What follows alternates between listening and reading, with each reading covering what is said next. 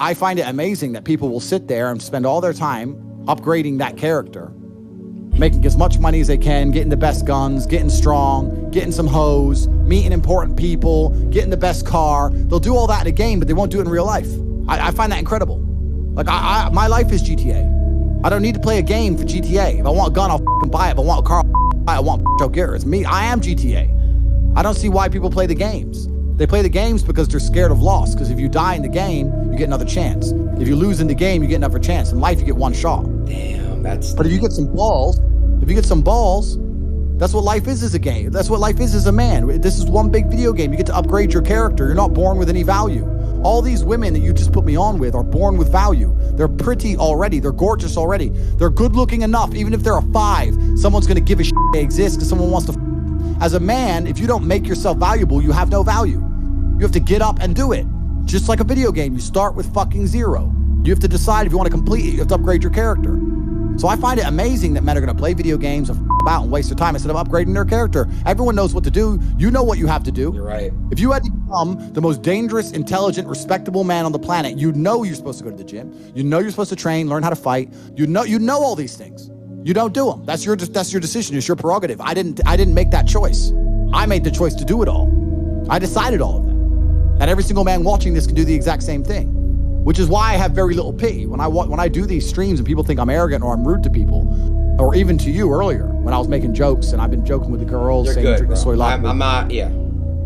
Of course, and I know we're only joking, right? But the point is, that's a conscious decision you made. I would never make fun of someone who hasn't got a choice. I wouldn't make fun of someone born with one I arm. have a choice, though. But if you've right. made a fucking decision to be less than you should be, then I believe you should be mocked for that decision. I agree. I feel like, that. yeah, because like you're not living up to your full potential. Like it's your choice to basically not live up to your full potential.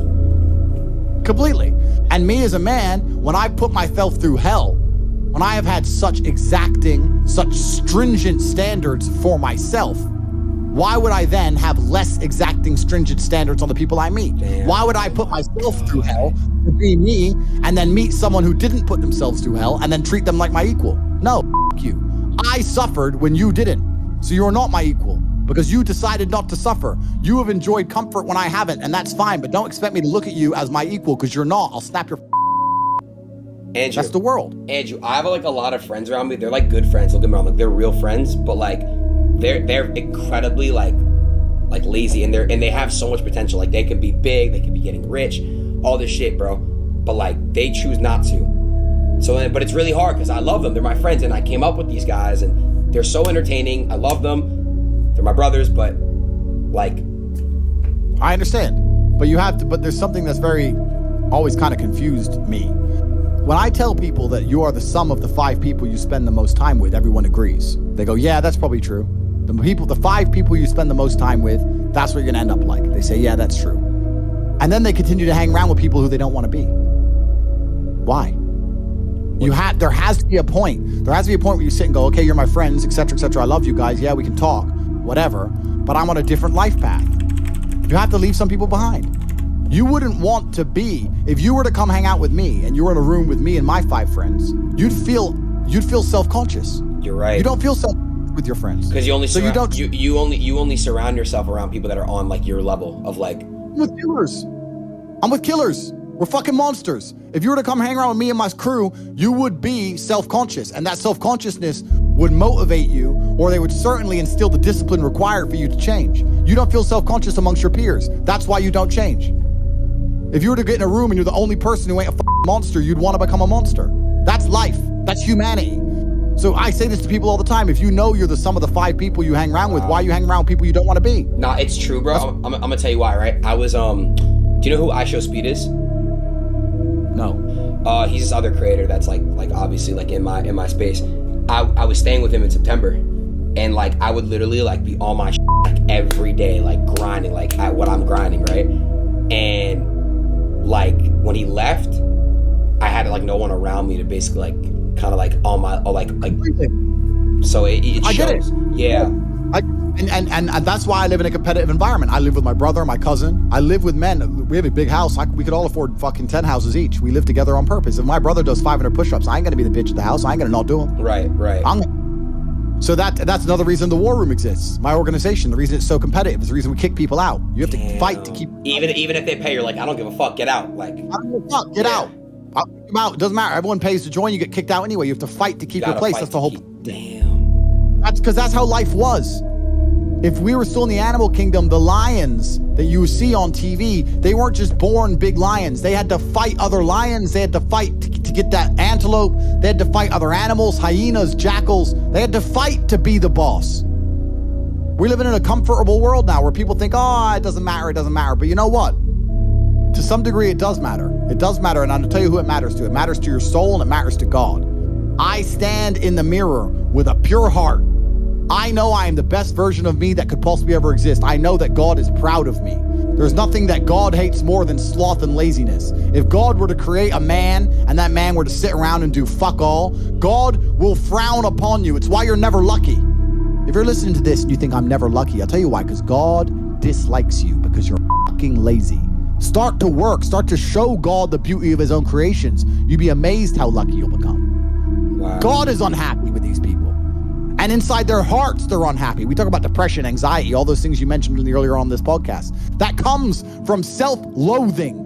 You loathe your own weakness. You loathe your own laziness. This is what all of these things are. I don't feel depression. How can I feel depression when I'm the most powerful version of me that I could ever be?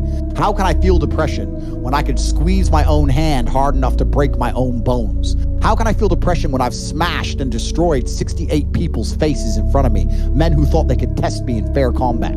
How can I feel depressed? It's impossible. Do you understand? Bro, you got like the best fucking mentality, like brain, like ethic I've ever seen in my life. What the Everything you're saying is just like that you've said is literally facts. I agree with like 100% of everything. So why do we, okay, here's another question. Do you notice that like human beings naturally, we don't care about things until it's gone? Like we don't appreciate what we have until it's gone. Do you know that, you know what I'm trying to say? Like appreciation. Like, correct.